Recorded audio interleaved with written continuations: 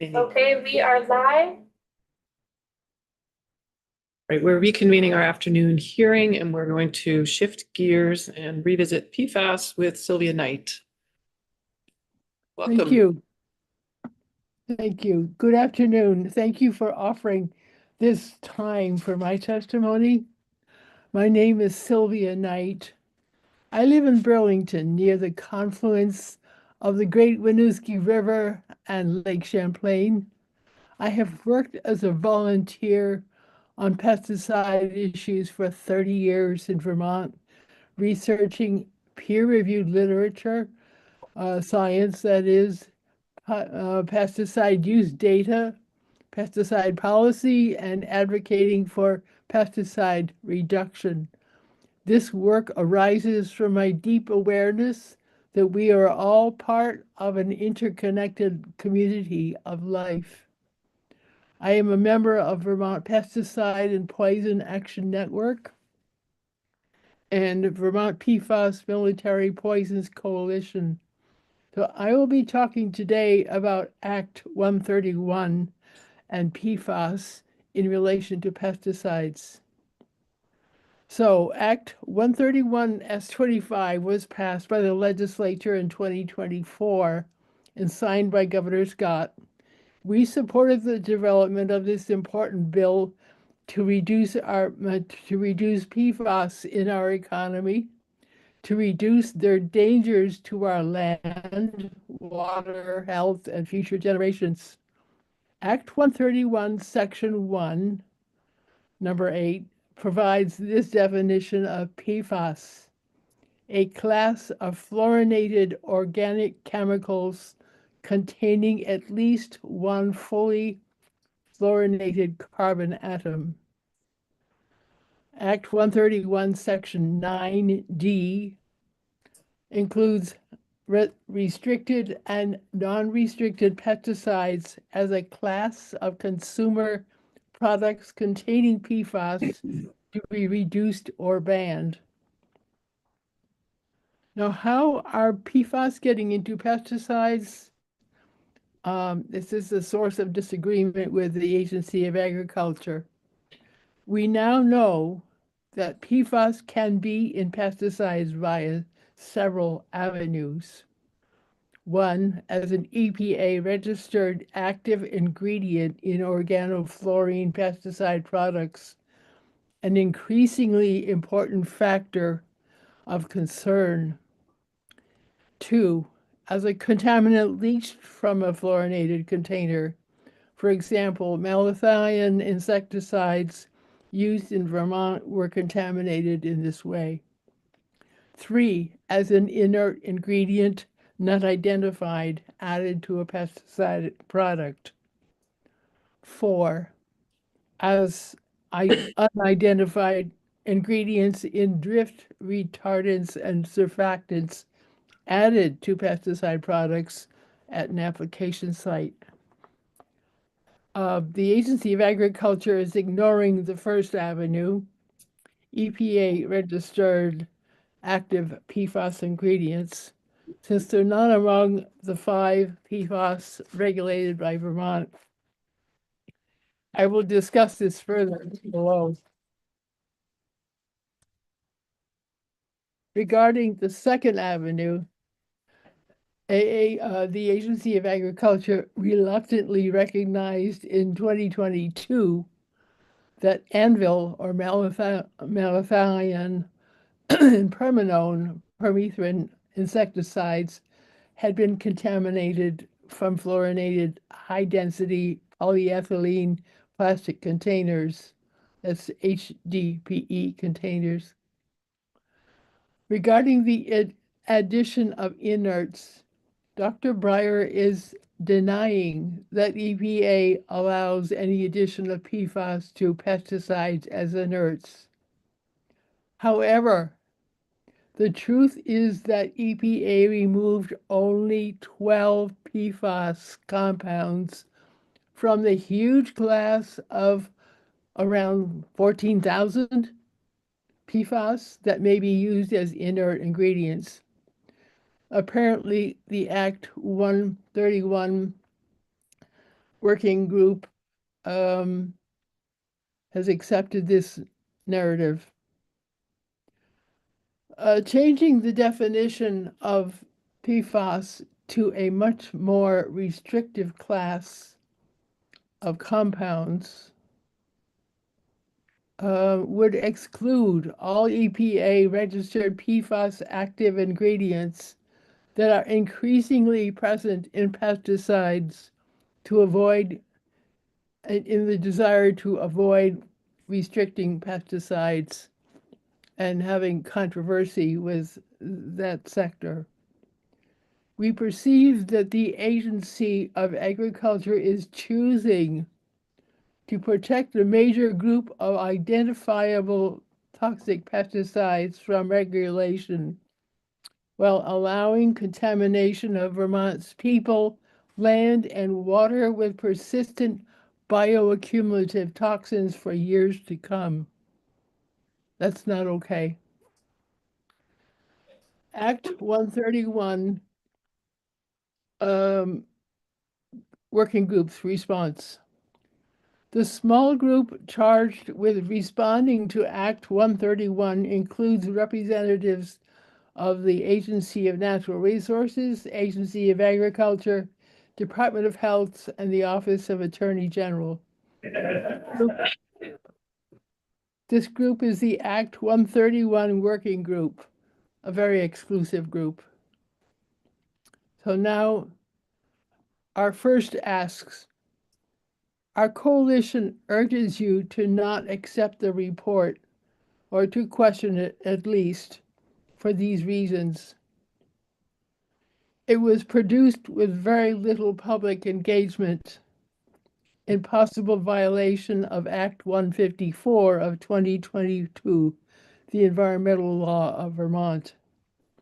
2, it omits pesticides as a consumer product included in Act 131.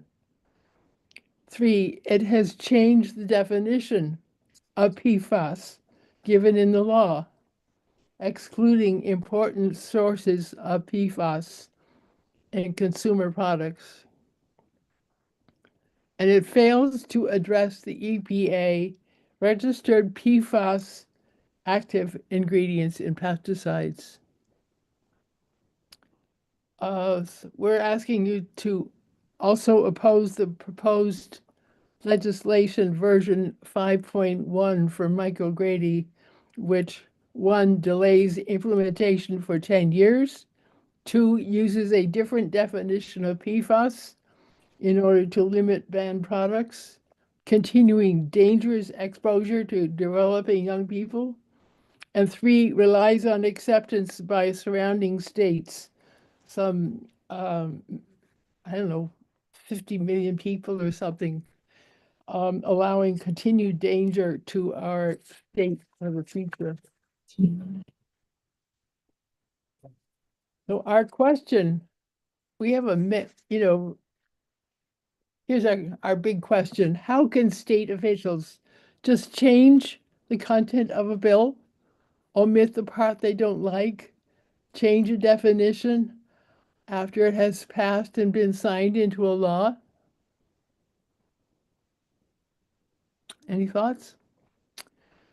Section 9A charged the Agency of Natural Resources with developing a program requiring the state to identify and restrict the sale and distribution of consumer products containing PFAS. The proposed program shall identify categories of consumer products that could have an impact on public health and environmental contamination. Hello? What better way would there be to spread PFAS around Vermont than to allow and use PFAS active ingredients in pesticides? While Section 9C of Act 131 calls for proposed legislation from the Act 131 Working Group, we feel the proposed legislation is deeply flawed because, one, it omits a major way in which PFAS are now distributed in Vermont. Two, it actually forbids the regulation of pesticides called for by this law. Three, it authorizes Agency of Agriculture that allows and promotes PFAS pesticides on food crops to advise others on how to address PFAS residues in food. That looks to me like a gross conflict of functions and a profound disconnect. And four, it won't cover important products, including those used in intimate contact with young women's bodies because of the change in the definition. In addition, we see the working group's proposed legislation as premature because the community engagement plan delegated to the Department of Health will not happen until after July 2025. So now understanding PFAS and pesticides. Anika, would you show the PFAS and pesticides file, please? Yes, one sec.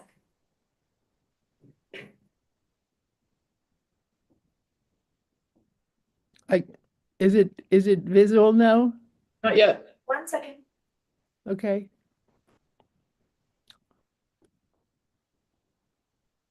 We do have it under your name on the. I opened it.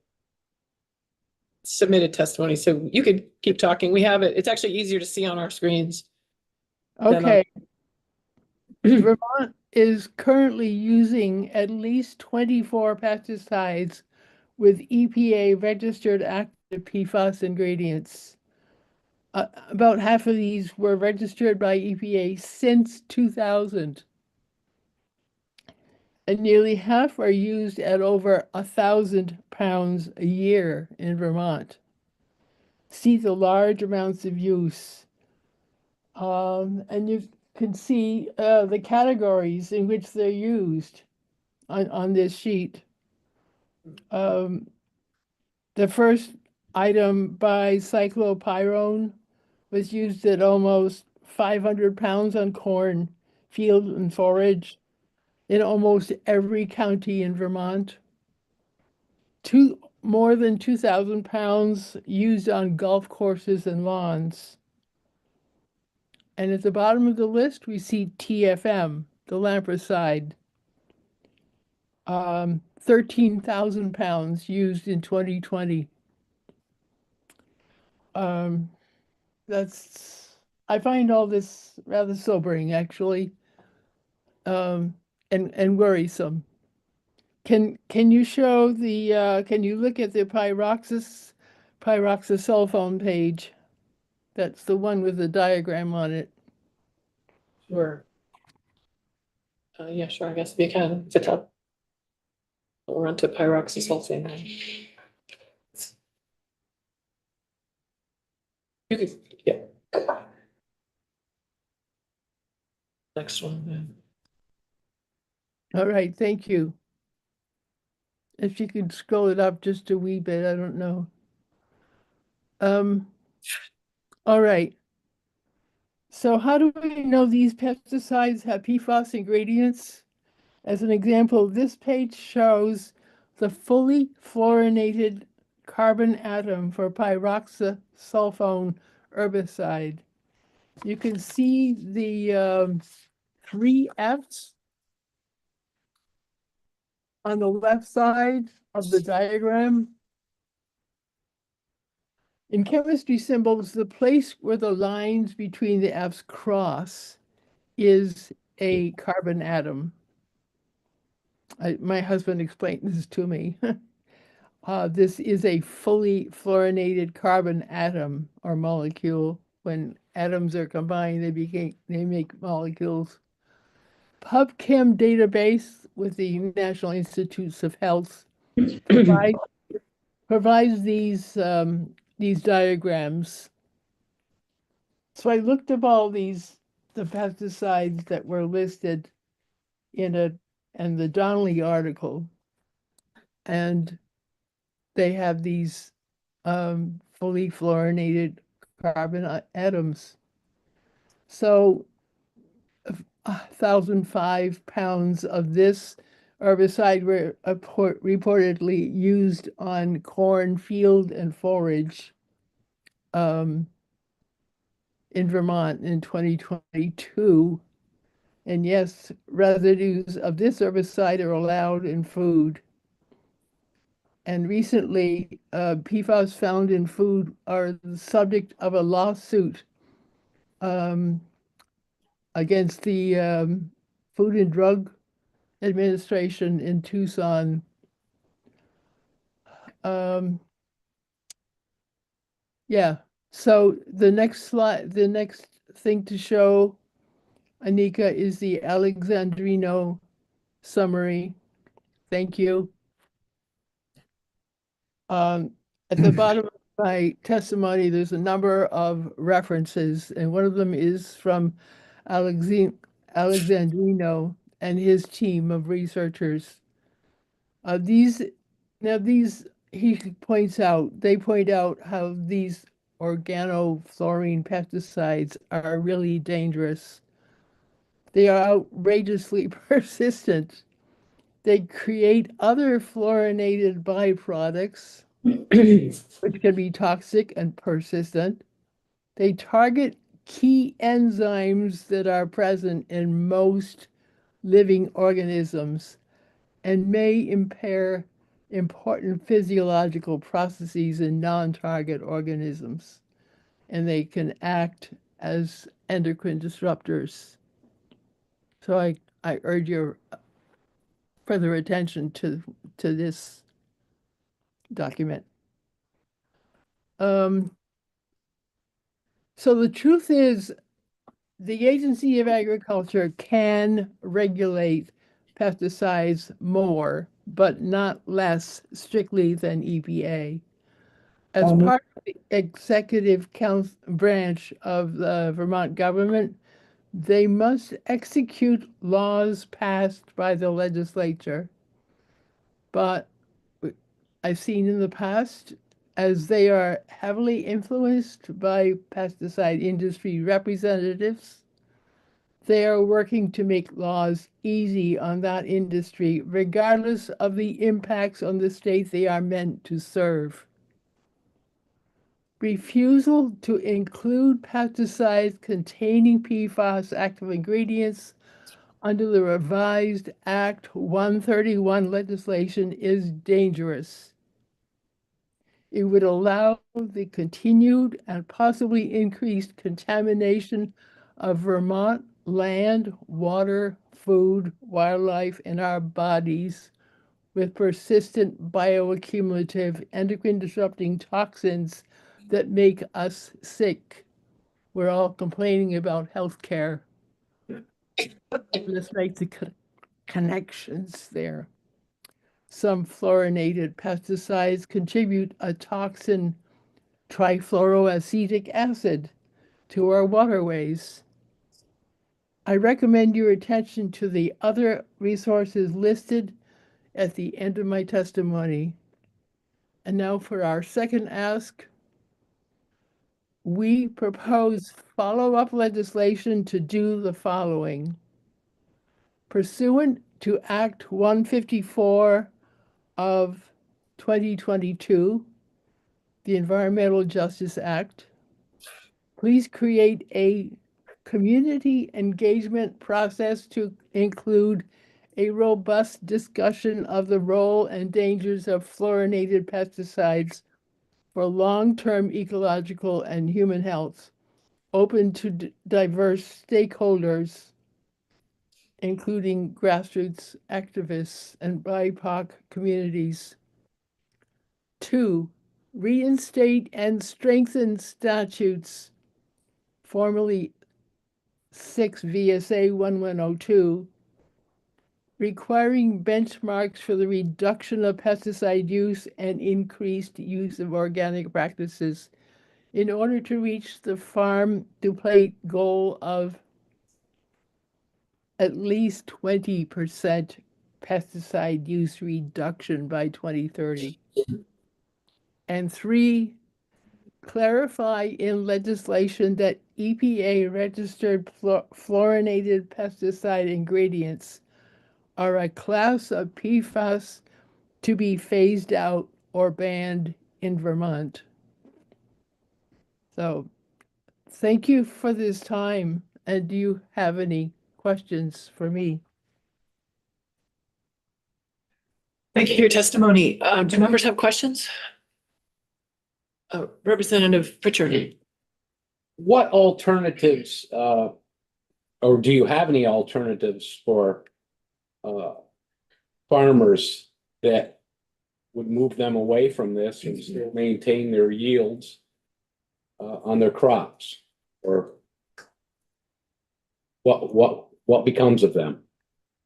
What's the alternative to using this that doesn't affect their yields? Obviously, their margins are upside down now. So how do we accomplish both? The state needs to enable farmers to move into a different kind of agriculture as soon as possible.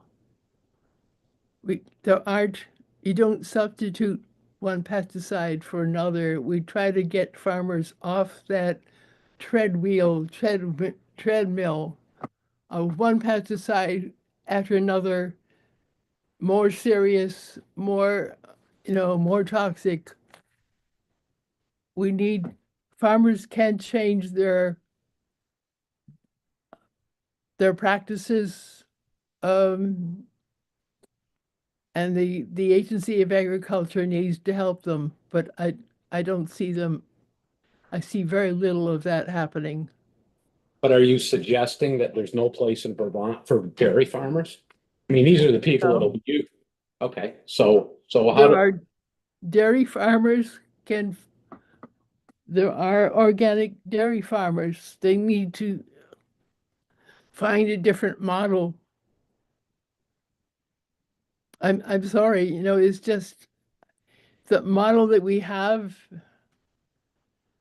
that is being supported is contaminating water and land and people, and it's not helping the farmers. All the input that they are using is contributing to their debt.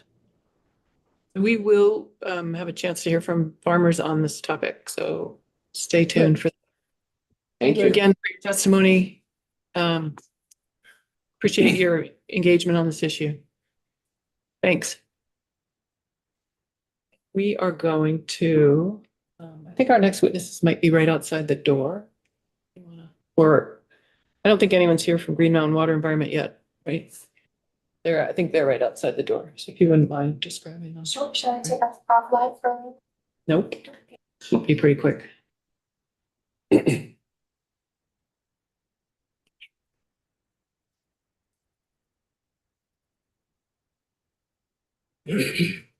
have to close that window. I think you should be able to. I used to be able to.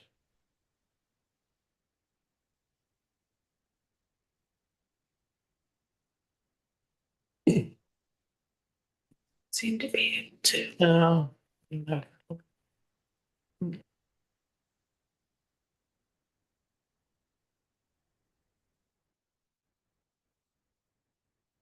Let's be over there. If you put her name, she just muted or something. And can you change the screen so it's not all Sylvia Knight all the time? Thanks. How's everybody today?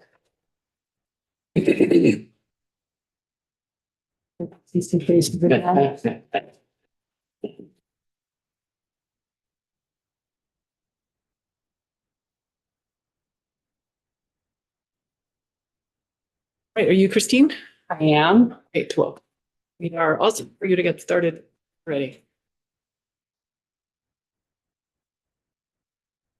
Right. But actually, John, sorry.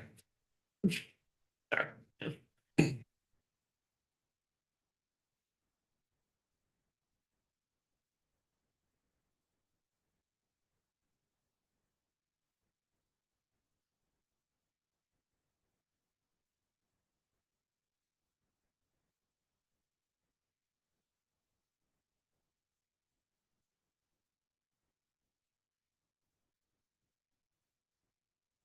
just bringing up our logo, nothing special. I don't know if you have any. We have the logo. You could just start.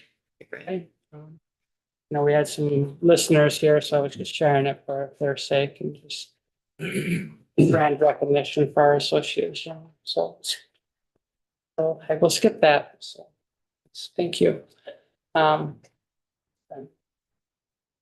Anybody else? So good afternoon. My name's Christine Doherty, is acknowledged. I appreciate that. I am the president of Green Mountain Environment Association. I appreciate you accepting our request for time today and coming and visiting. Our goal here today is really just to make an introduction of our association. Identify a couple of our primary goals and concerns we believe you'll be hearing more of later in this session. And extend an invitation to our members as a resource to this committee here as you review some of these topics moving forward.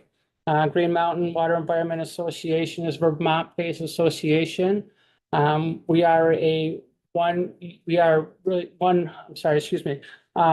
Green Mountain, we're one water. We are water, wastewater, and stormwater. We're the only association in the state that really brings together the three industries under one association. And I think that really makes us unique. We really does take all three industries to bring clean water into our environment. We have, precipitation brings clean water to you. It's important to have clean water for bringing clean water to your drinking water, clean water for wastewater, and stormwater. We are a 501c. We were founded in 1993. We've never been a capitalistic or profit-oriented organization. So, anyways, that's the background of who we are. I know you're pressed for time, so I'll move forward.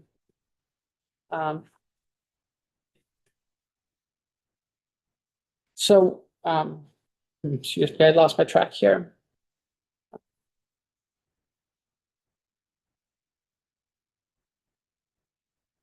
Yep. Just so you know, we have time for your testimony. I don't want you to feel. Okay, no, I appreciate that. Well, I got thrown off a little bit. Thank you. So we are an association that was founded in 1993. And then we hope to continue to do for more and more years to help. So what we do is we bring educational opportunities through our annual conferences. We provide opportunities for networking and mentoring relationships to our industry through people with knowledge and skills to manage critical pieces of infrastructure in our society. I'm going to put this aside. Excuse me. I'm going to stop reading. So what we do, we're an association. We bring water, wastewater, stormwater together. Our primary goal is through education of the industry. We bring together two conferences a year, spring and fall. That's our primary goal. The other things that we do is we really help to bring social and mentoring opportunities to our industry. Reason why that's important, reason why we could be important and valuable resource to you as an association is because of that experience that we have. We've been around since 1993. We are a non-for-profit, but we're also boots on the ground. We're the private, we're the public, we're the engineers. We are the operators. We are the ones that are doing the work every day, day in and day out. We're not the special interest.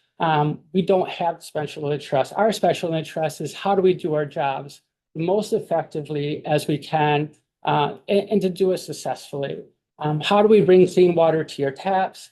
How do we clean up the wastewater the most efficiently as we can? And how do we get stormwater out of our communities and back to the streams in a clean, efficient manner? That is really our goal. We do that every day, and we take a lot of pride in doing that. The reason why we are here is because we get challenged a lot by policy that doesn't always make the most sense. And sometimes these policies can really burden the processes that we try to deal with and what we have to do every day. And we'd like to get in front of that. We do work a lot with the state, with the DEC and some of the state members, staff, and we appreciate their work and appreciate working with them. There's a lot of things that they can't do to help us though in making changes that need to happen. And so, we try to come here and get in front of some of these issues before they kind of get into policies that the state says they have to do what they have to do because they're following the legislation or the rules. And so we're here to be a resource and to answer questions that you may have, because we know you're going to be facing a lot of different, bills and questions. And so we want to be a resource. I'm here with a couple of specialists and I'm happy to introduce them. I'm going to introduce the next person, which is going to be Matt Dow with Burlington. So with that, I will bring Matt up. Thank you.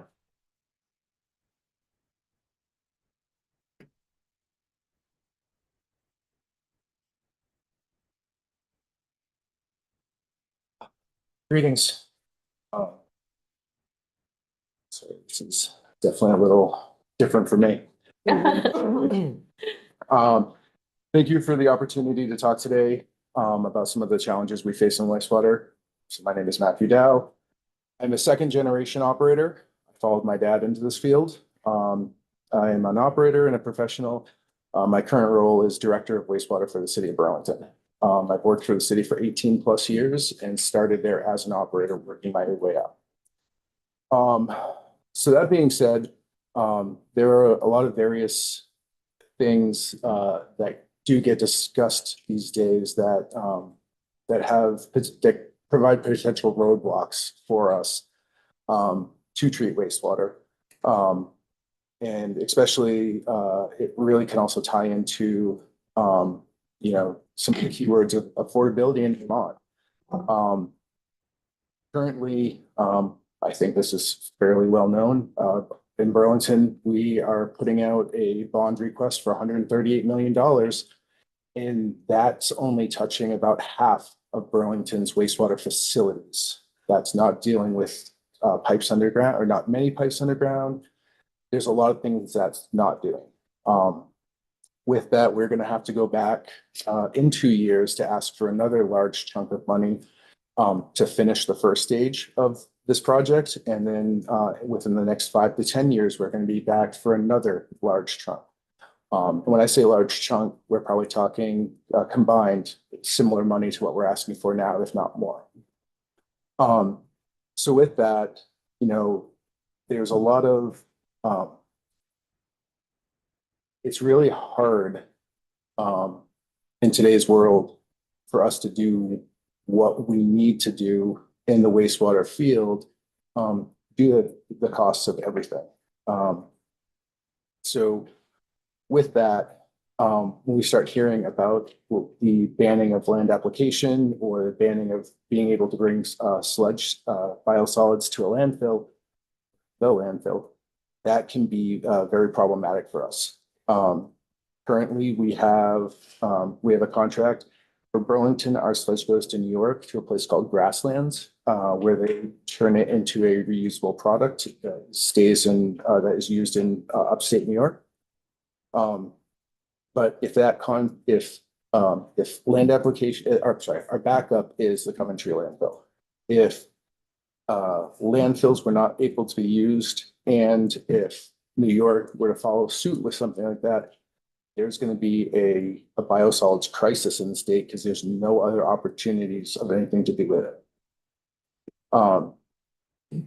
So that's one of the big challenges that we're facing. Tied into that is PFAS. That's another big buzzword these days. Just one thing in particular about PFAS is, it's nothing that is made or added in the wastewater treatment process.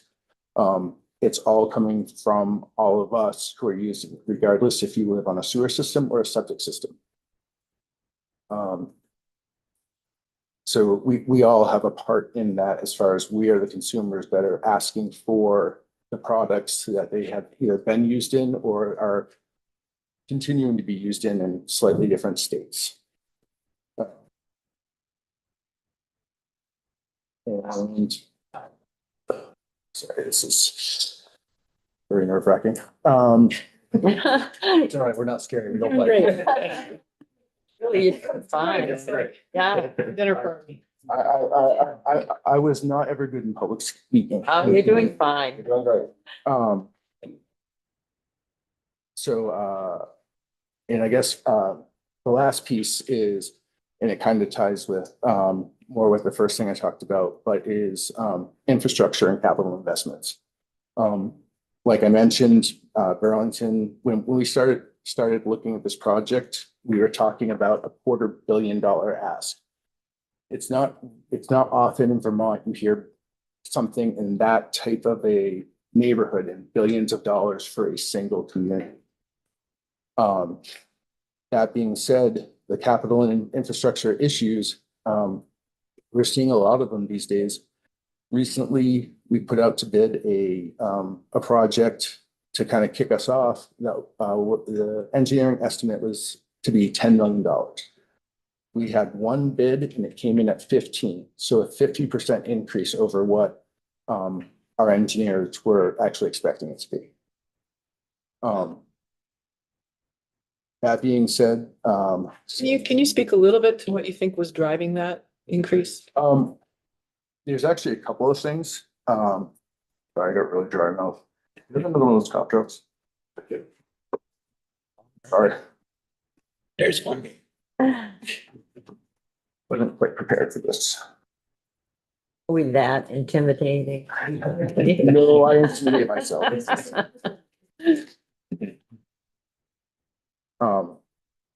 So especially right now, I feel some of the good of some of the public money that's been put out, from the feds, it provides opportunities. That being said, when all the money gets dumped out and there's a lot of shovel-ready products, what we actually create is a situation where the contractors get to pick and choose what they want to do, where they're going to make the most money. In this case, I think that was one of our issues. We had a couple of different contractors for this smaller project that were trying to keep having us push the deadline for submittals so that they could see if they were going to get another bid before they committed to bidding on ours. And even just what we saw, so this bid opening was in October and November. If everything goes through, if we get the bond, if the bond passes on town meeting day, we're still 2 years away from a project.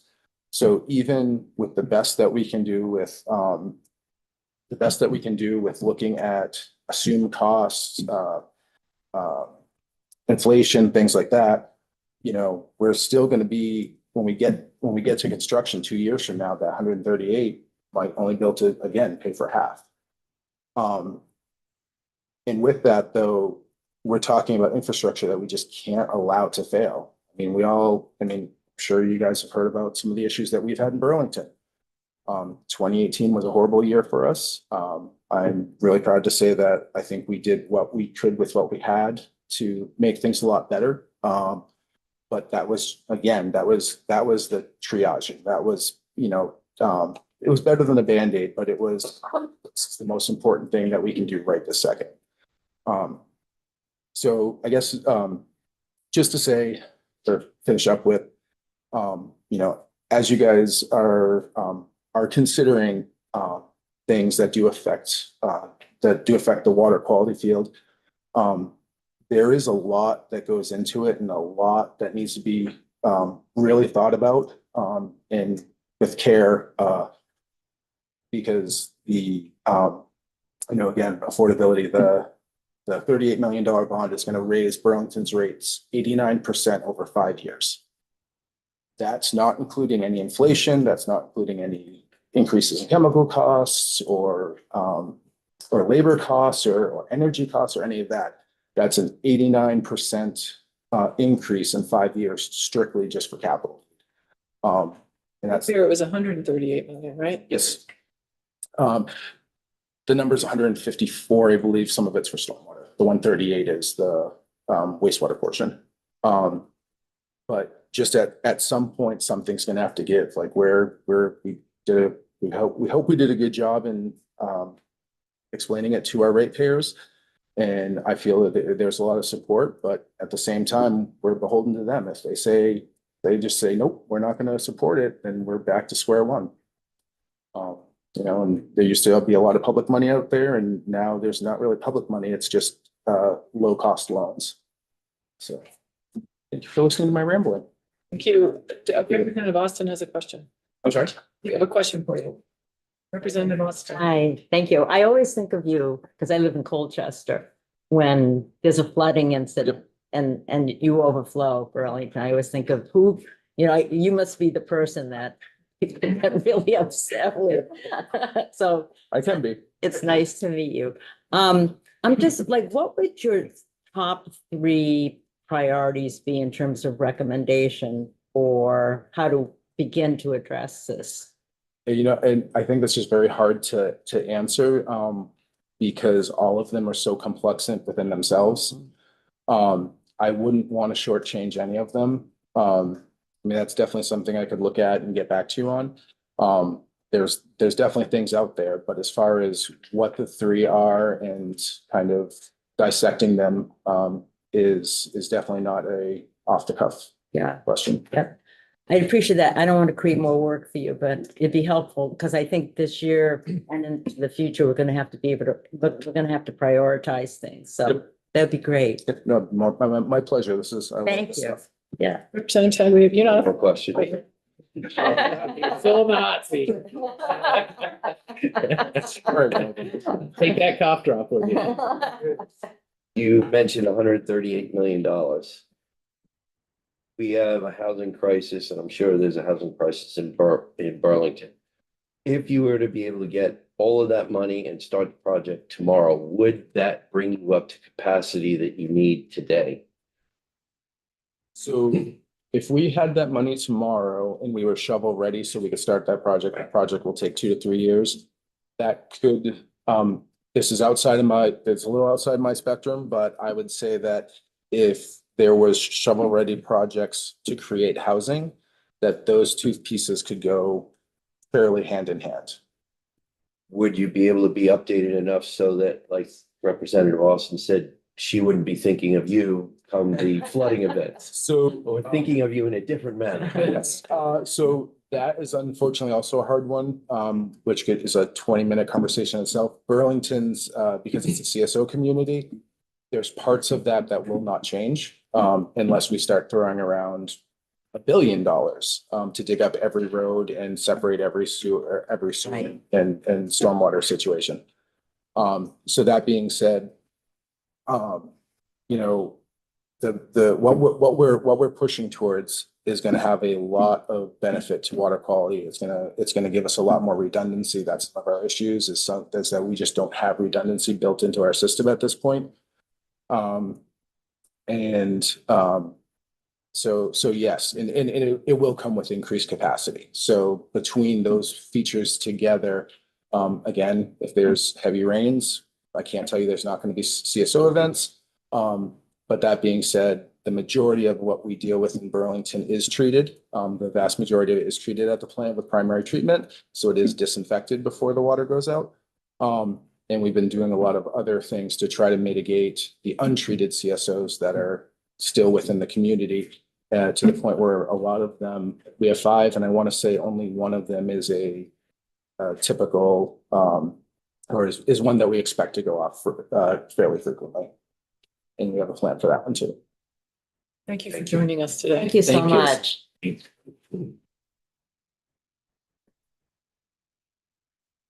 Fun job.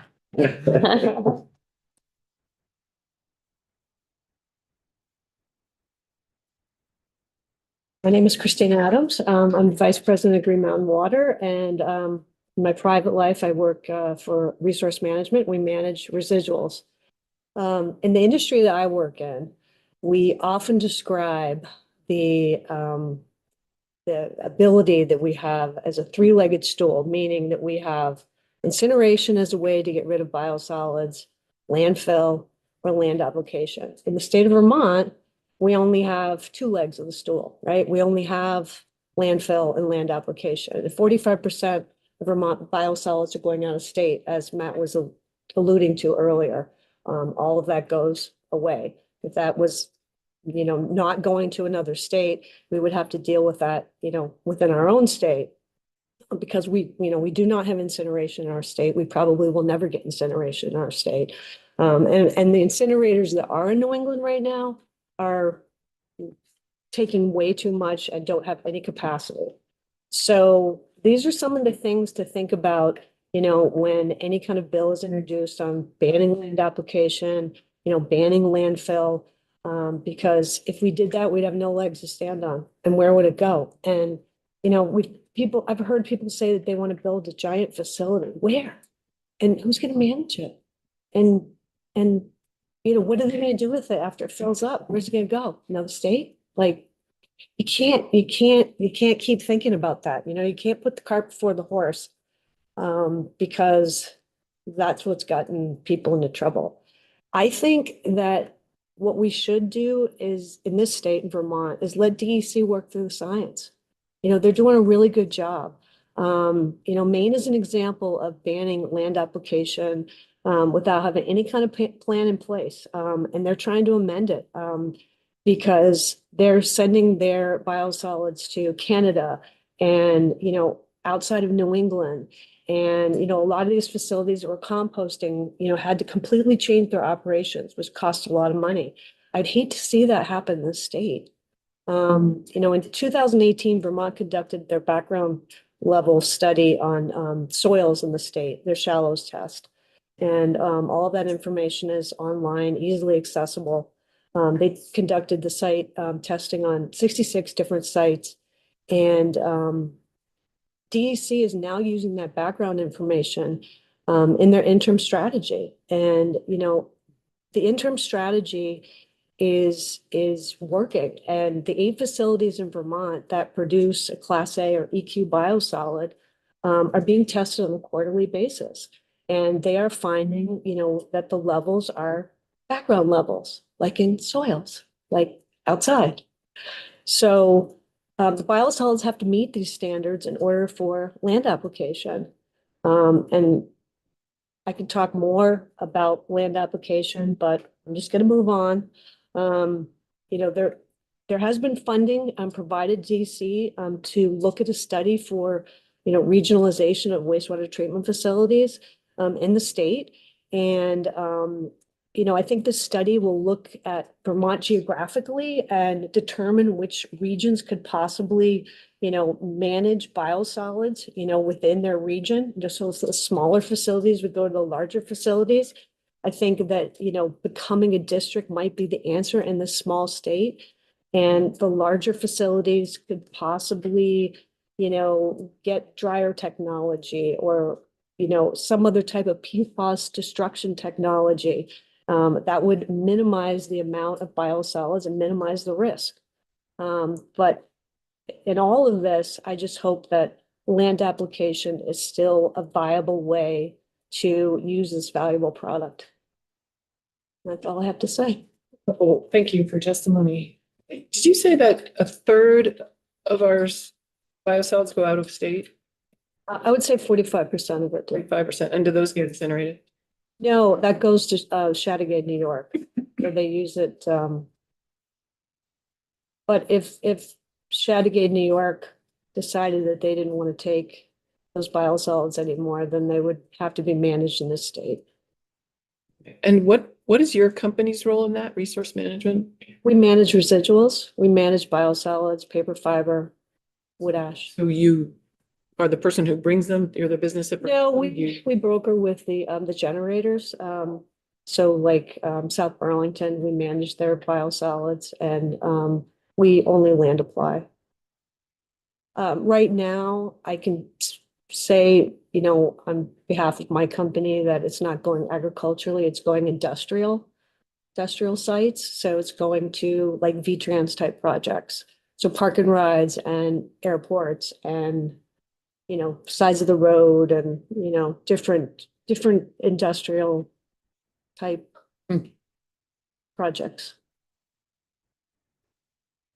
Representative Austin, do you have? Yeah. Can you imagine any other renewable use of bio-waste? Biowaste? Mm-hmm.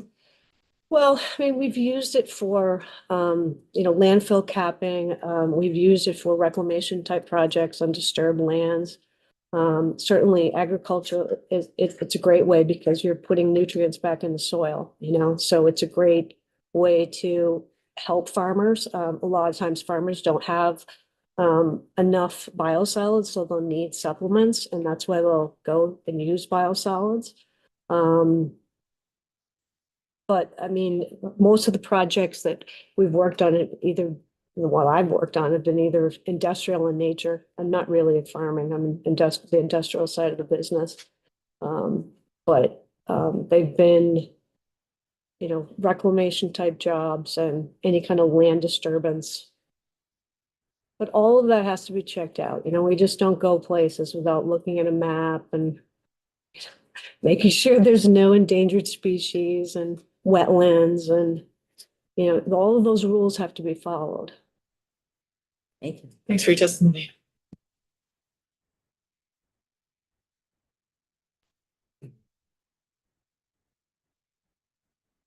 Good afternoon, Madam Chair and Environment Committee. My name is Harry Shepard. I live in Waterbury. And for the last 15 years, I've been Stowe's Public Works Director. Prior to that, for the first 30 years of my career, I was an engineer in private practice. I'm here to chat about Stowe's PFAS drinking water journey to date.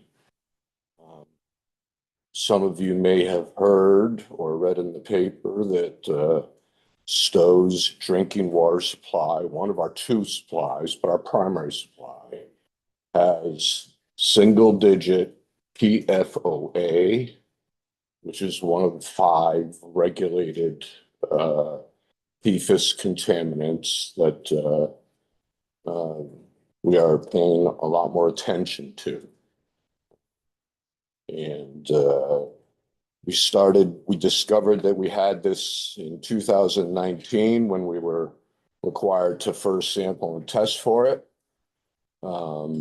At that time, we were well below the state water supply rules, maximum contaminant levels of some of 5, less than 20. We were way below it. We've seen numbers of PFOA of between 2.2 and 3.6 with our annual kind of sampling and testing. I thought we were checking all the boxes and we were good. Then in June of 2014, I received a heads-up call from Drinking Water Division with DEC that the EPA was about to announce the new health advisory. You mean 2024? June of 2024? No, ma'am, this was 2022. Okay. Health advisory was 2022. Yeah. That got my attention. I paid attention. The next day I'd see the press conference and the health advisory came out with a kind of a goal contaminant level of 4 parts per quadrillion. 1,000-fold less than what we could actually test and analyze. That got my attention further. So the health advisory was issued. And we were soon required, because we had detectable levels of PFOA, even though we were still well below the maximum contaminant level, factor 5. We were required to issue a public notice to our customers that we had detectable levels of PFAS, provide information regarding what the health advisory is, saying. And then also, what are we going to do about it? And there was some actual required language in the notice that we complied with. And it said that, we're going to try to figure out if we can get another source of supply or, to implement PFAS treatment. Since that time, the town of Stowe has been diligently pursuing both of those concepts for dealing with this challenge. When it first came up, I told our select board that I was going to do everything I can to separate the acronym PFAS and the brand STOWE. And so we have been diligently pursuing those efforts, kind of two tracks. One with a separate engineer to kind of evaluate PFAS treatment at our existing Village Green supply, which is 3/4 of our horsepower. And the other is frankly a deep dive investigation of the town's water resources with engineer and hydrogeologists to kind of, are there other options? We currently operate approximately 500 gallons a minute, but the plant was designed for 1,000 gallons a minute. And Stowe's growth rate and economic vitality really needs more water, bigger picture. And so we went on a hunt for, are there possible other, sources of supply for roughly 1,000 gallons a minute that hopefully we could prove to be PFAS free. We have some hopes in a particular corridor in town. And we were, over the last 9 months, having an extended negotiation with a property owner for a potential 7-figure property purchase that we hoped to be able to get the rights to, do the testing and we hope 1,000 gallons a minute, PFAS free. We would still have to construct approximately a mile of raw water transmission line to get this raw water in from a new source back to our treatment plant and kind of connect it to our distribution system. But that's the mission. That's the hope. We think we've had a setback recently with a lack of a ratification vote from a property owner. We are talking to other property owners now. We are also studying harder PFAS treatment for Stowe's water supply. We think that would likely be approximately a $10 million investment capital project. But then maybe even more importantly, it would increase our operating costs for operating our water system. We estimate approximately $1 million a year. We run a $2 million plant a year. So roughly 50% increase in our operating costs. And much of it is associated with higher levels of treatment and disposal of PFAS contaminated residuals. We do need to be aware of the time now. I'm curious, what was the source of the contamination? We only have hypotheses at this point, and we are working with the department to try to see if we can find a path forward to answer that question for both of us. Quick question, then we need to move on. You said your plant was designed to operate at 1,000 gallons a minute, and you're only at 500. Is that because of the PFAS separation or filtration? No, that was the town's need when the major expansions in town occurred in the early 2000s. But it was also recognized that the aquifer on the ground where this plant is had that kind of yield capacity. And it was kind of had a third filter train planned, and the pads are there for it. We only run 2 trains right now, but we got a third filter planned, and we would have to permit additional yield capacity. But now it's in a PFAS contaminated watershed, and permitting that kind of supply is challenging, to say the least. If I may, ma'am, just for 30 seconds on 3-acre stormwater. If no good, that's fine. There's 2 other witnesses and they were scheduled to start at 3. So I want to be respectful of their time. We're happy to have your testimony. We're going to actually take up 3-acre later in the week. And if you want to submit written, I have a feeling it wouldn't be 30 seconds and we should need to be aware of, not because of you. We have a lot of interest on this. Understood. Appreciate that. And we really thank you for your time. I would just like to close with the nexus that capacity and aged infrastructure relates to housing. Right, thank you for joining us. Thank you so much. Members, we are gonna like really take a short break and come back as soon as you can. We do have witnesses.